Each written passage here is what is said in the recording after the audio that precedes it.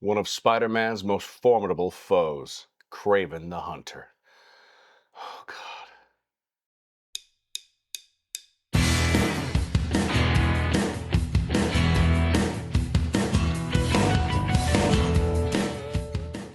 Hi, thank you for tuning into the Tom Patelson Show. Yeah, I saw Kraven the Hunter.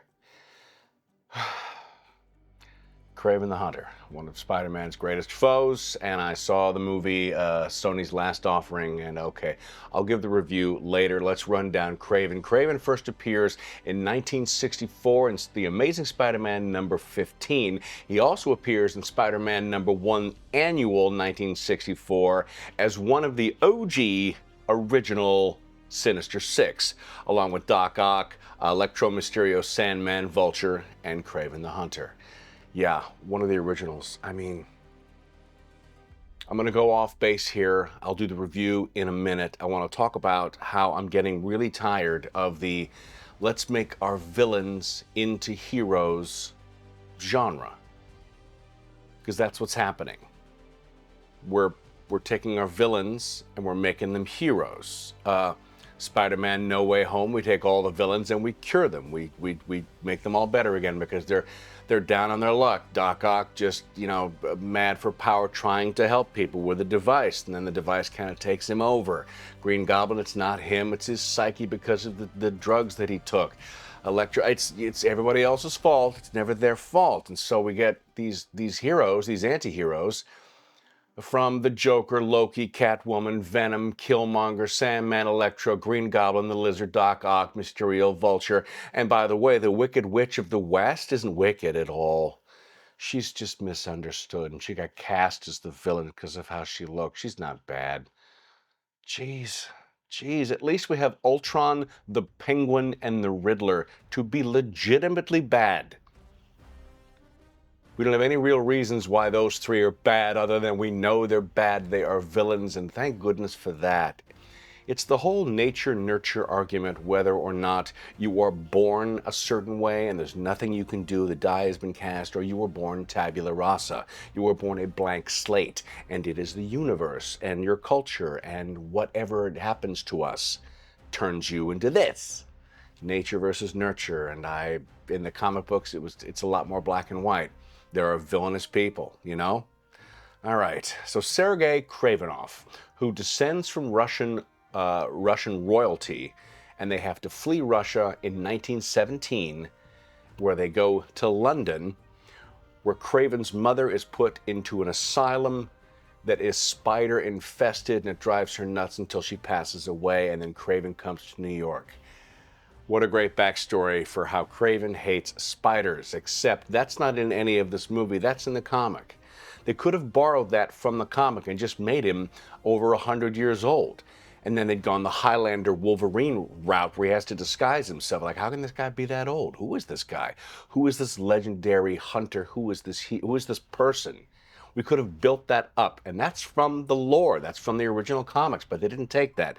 Instead, it's an unimaginative return of the prodigal son story, and it's slow in the middle, and it's got some nice action scenes. It really does. There's got some great creativity and imagination in some of their action shots. It is.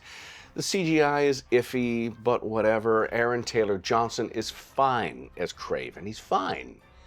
But the dialogue is bad and the story's not very great, so he doesn't have a whole lot to work with. I won't bag on the actor for that. And again, once again, it's loaded with corny innuendo and jokes. He's not Spidey. Not every superhero needs to be funny. Stop with the goofy jokes all the time, okay? Stop with the goofy jokes all the time. Not everyone is Spider-Man, only Spider-Man is Spider-Man. Oh my God. And I'm not going to go over the ways that during this movie, I'm watching it going, well, how does he have a lair? He has a lair in the middle of the jungle. He's got all this, he's Batman. Everybody turns into Batman and has a secret place with hidden weapons and whatnot. Well, how? How did he do that? His father's a mobster. He left the family, doesn't have anything. And he appears in Africa with nothing on him, and suddenly he amasses, whatever. If you'd have told me a good story, I'd have bought all of it. But now, You know what my problem is?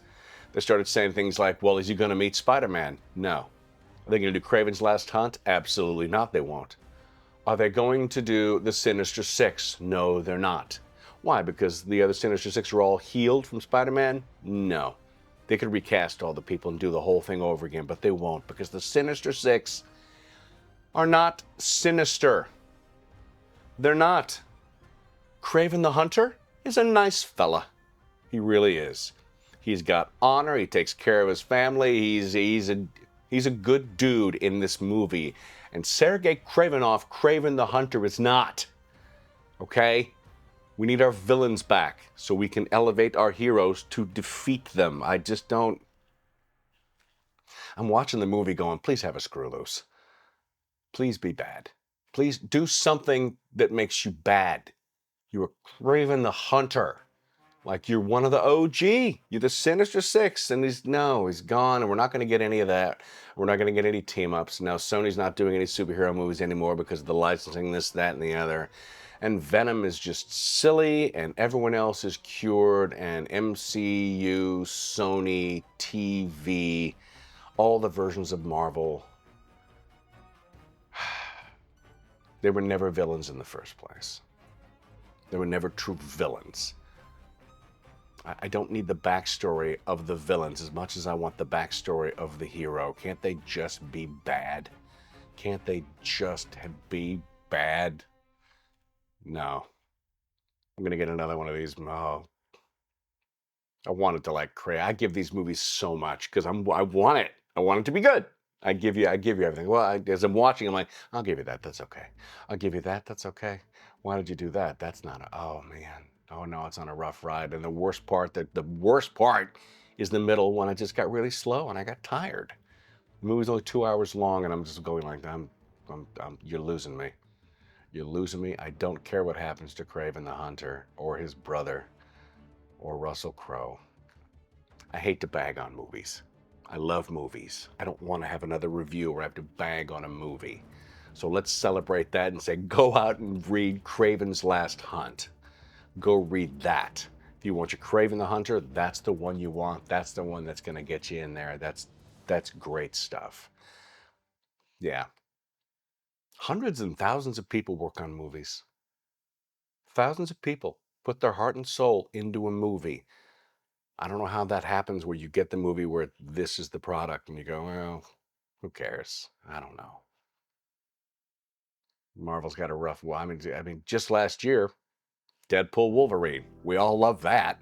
We all love Deadpool Wolverine. How fun was that? Because maybe we need to toss more and more out the window. This whole idea of the MCU and things have to match, maybe they don't at all. I've always said that. They don't have to match up. They don't have to do anything. Just give us a singular story, just like the comic books do.